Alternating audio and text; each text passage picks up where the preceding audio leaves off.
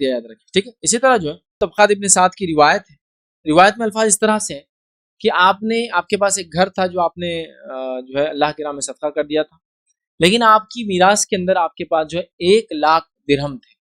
تو آپ نے وصیت کی کہ 1,00,000 درہم میں سے 1/3 میرے بھانجے کو دے دی جائے. یہ آپ نے وصیت کر دی.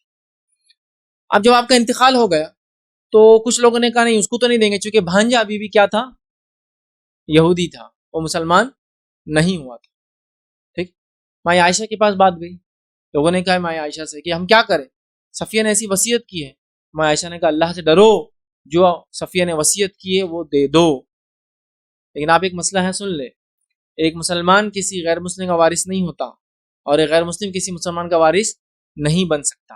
لیکن یہاں انہوں نے وراثت نہیں دی تھی، کیا دیا تھا؟ یہ وصیت کی تھی، اور وصیت کو 1/3 کا آپ کو اختیار ہے. وصیت کس کو بھی دے سکتا ہے آدمی، 1/3، اس سے زیادہ نہیں. کسی کو بھی، مسجد، مدرسہ، کسی اسکول، کالج، یتیم خانہ، کسی مسکین معذوروں کی مدد کے لیے، اور کچھ بھی کسی کو بھی دے سکتا 1/3. تو انہوں نے صلہ رحمی کی اور اپنے بھانجے کے ساتھ صلہ رحمی یہ کی کہ اس کو وصیت کی اور وصیت میں سے کچھ اس کو دیا. کچھ دیا، یاد رکھیں. حالانکہ ضروری نہیں تھا ان کے، لیکن دیا. ہو سکتا ہے یہ سوچ کے کہ وہ مستحق ہوں گا، ہو سکتا ہے یہ سوچ کے کہ بعد میں اسلام سے قریب آ جائیں، جو بھی وجوہات رہی. لیکن مسلمانوں کی کتنی افسوس کی بات ہے ہمارے لیے، آج جو اللہ کا متعین کردہ شریعت میں حصہ ہے وہ ہم اپنی بہنوں کو اور اپنے رشتہ داروں کو نہیں دیتے. یہاں یہ اپنے ایک یہودی رشتہ دار کو 1/3 وصیت کر کے جاتی ہے کہ اس کو دیا جائے. ریزن XYZ، وہ متاثر ہو جائیں گا، ہو سکتا ہے وہ قائل ہوں گا اسلام کا، ہو سکتا ہے وہ کچھ بھی ہو سکتا ہے. سمجھ رہے بات کو؟ تو وصیت کی، یاد رکھیں یہ کتنی بڑی بات ہے، کتنی اہم چیز ہے. یاد رکھیں کہ وصیت کی کہ 1/3 دیا جائے. اور یہاں اللہ نے ہم کو علم الفرائض، مطلب جو وصیت ہے اس کو تقسیم کو علم الفرائض کہتے ہیں، ہم کو بتا دیا فکس حصہ کس کا کتنا ہے. ہم اس میں سے مار کھا جاتے ہیں. ہو رہا ہے نہیں ہو رہا ہے نا؟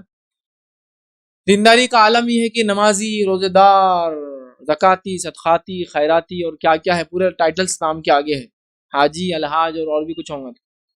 لیکن معاملات کا حال یہ ہے کہ ابھی بہنوں کے دبا کے بیٹھے ہوئے، ان کا دبا کے بیٹھے ہوئے، چھوٹے بھائیوں کے دبا کے بیٹھے ہوئے، جس کو جو موقع ملا وہ اس کا دبا کے بیٹھا ہوا. Amazing situation, amazing situation. کیا یہ اسلام اجازت دے سکتا ہے ایسے حق مارنے کی؟ بتائیے آپ. یہ بہت بڑا جرم ہے، یاد رکھیے. ماں صفیہ کو دیکھیے وصیت کر کے جا رہی ہے. حال میں کسی نے مجھے ایک بات بتائی تھی، ایک نان مسلم کا واقعہ.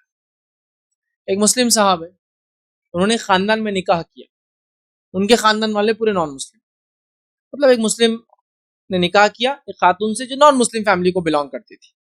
ٹھیک ہے. تو ان کے جو دادی تھی ان کا انتقال ہو گیا، ان کے دادی کا انتقال ہو گیا.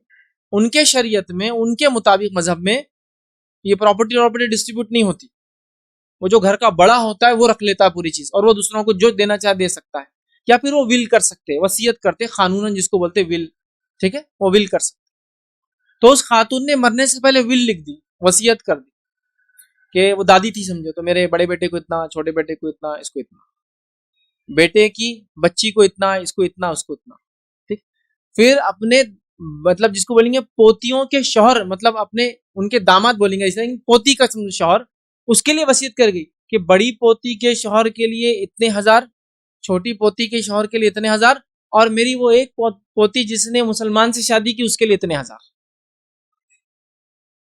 آپ اندازہ لگائیں، ان کے شریعت میں کچھ بھی نہیں، وہ جو چاہے کر سکتے تھے. لڑکا مسلم ہے، خاندان اس کا نان مسلم نہیں، ان کے شریعت کو بلانگ بھی نہیں کرتا ہے، لیکن وہ خاتون ایک رشتہ باقی رہے، ایک اچھائی باقی رہے کہ میری پوتی ہے نا، آخر اس کا شوہر ہے نا، آخر مسلمان ہے. تو کیا ہوا، وہ ول میں اس کو وصیت میں کچھ 1000 روپے لکھ کی گئی. ٹھیک ہے، سب کو بانٹا نا پورے خاندان میں. یہاں اللہ نے مسلمانوں کو فکس حصے بنا دیے، اتنا اتنا اتنا اتنا بیویوں کو ملے گا، اتنے بیٹوں کو ملے گا، اتنی بیٹیوں کو ملے گا، اگر بیٹیاں نہ ہو تو ان کو اتنا ملے گا، بیٹے نہ ہو تو ان کو اتنا ملے گا، اگر ماں باپ زندہ، سب حصے فل بالکل. اس کے بعد ہمارا حال کیا ہے؟ اس کے بعد ہمارا حال کیا ہے آپ بتائیے؟ ہم دے نہیں رہے. ماں صفیہ اپنے رشتہ داروں سے حسن سلوک کرنا چاہتی تھی، اور اسی حسن سلوک کا یہ نتیجہ تھا کہ ماں صفیہ جنہا نے جو ہے ان کے حصے کیے. ٹھیک ہے، اور ایک وصیت کی کہ تو 1/3 کا تو ان کو اختیار تھا، چونکہ ان کے نان مسلم رشتہ دار ان کے وراثت کے تو حقدار نہیں تھے، تو وصیت کے ذریعے کچھ دیا ہو سکتا غریب ہوں گا، ہو سکتا کسی اور نیت سے دیا ہوں گا. تو آپ دیکھیے انہوں نے وصیت کی.